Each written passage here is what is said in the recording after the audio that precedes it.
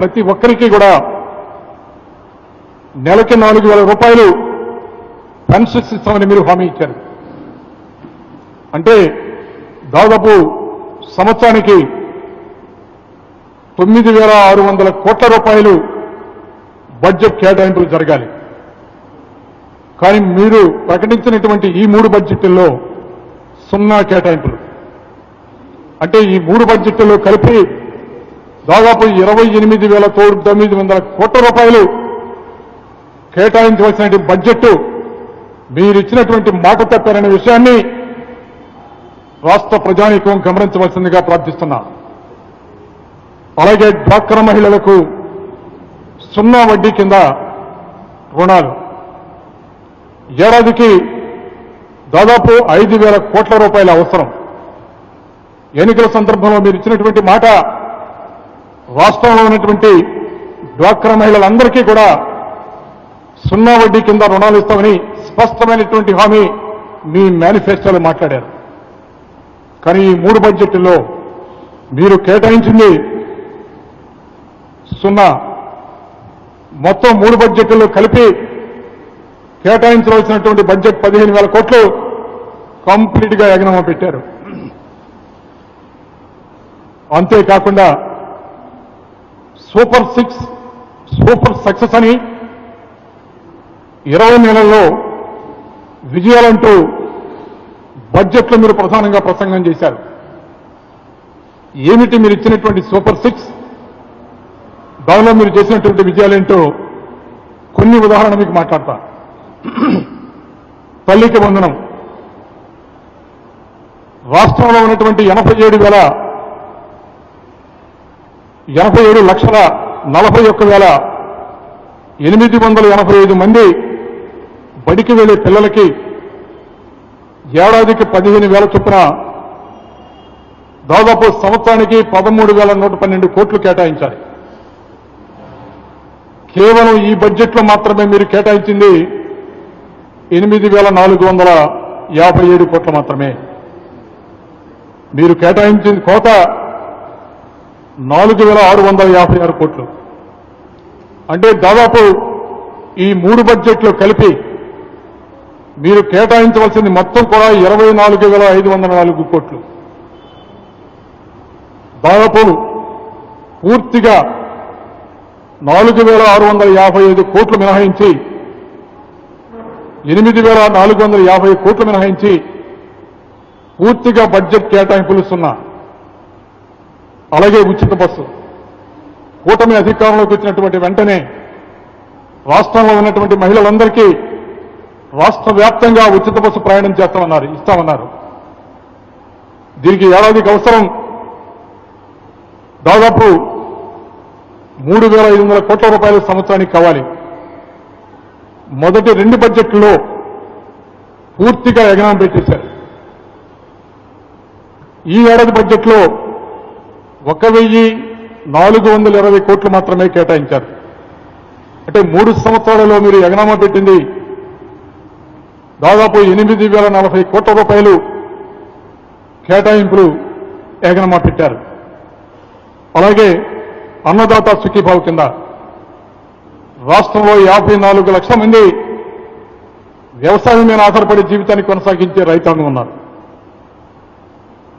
వీరికి కావాల్సింది ఏడాదికి 10,717 కోట్లు. మొదటి 2 బడ్జెట్లో దాదాపు 4,117 కోట్లు కోత పెట్టారు మీరు. కేవలం ఈ బడ్జెట్లోనే దాదాపు 6,500 కోట్లు కేటాయింపులు చేశారు. అంటే 3 బడ్జెట్లో కలిపి మీరు చేసినటువంటి బడ్జెట్ మొత్తం కూడా 20,865 కోట్లు. ఇవి కేటాయింపులు ఇవ్వాలి. మీరు అలాట్ చేసింది కేవలం 6,500 కోట్లు.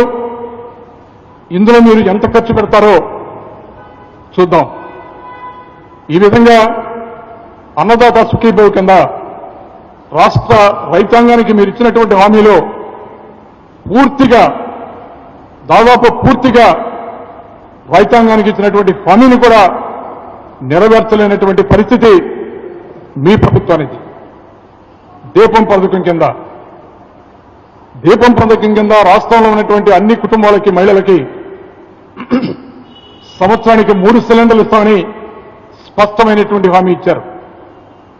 ఈ బడ్జెట్లో మీరు చేసినటువంటి కేటాయింపులు కేవలం 2,601 రూపాయలు మాత్రమే, ₹1,00,00,000 మాత్రమే.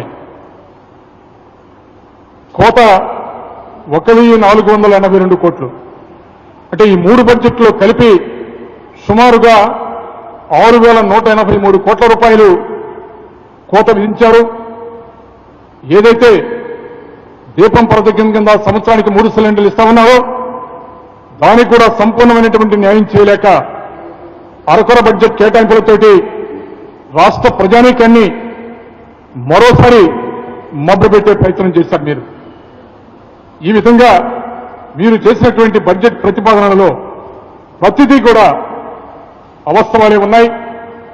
ఈ సంవత్సరం కేటాయించినటువంటి బడ్జెట్లో కూడా ఏ విధంగా మీరు న్యాయం చేస్తారనేటువంటి సందేహాలు రాష్ట్ర ప్రజానీకానికి స్పష్టంగా ఉన్నాయి.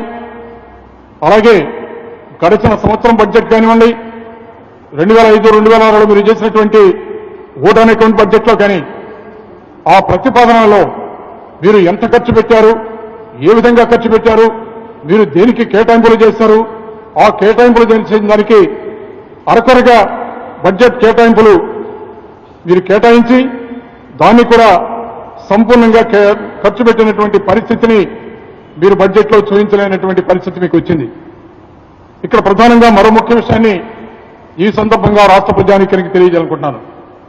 ఈ బడ్జెట్లో షెడ్యూల్ కాస్ట్ కాంపోనెంట్ కోసం దాదాపు 20,644 కోట్లు మీరు చూపిస్తున్నారు.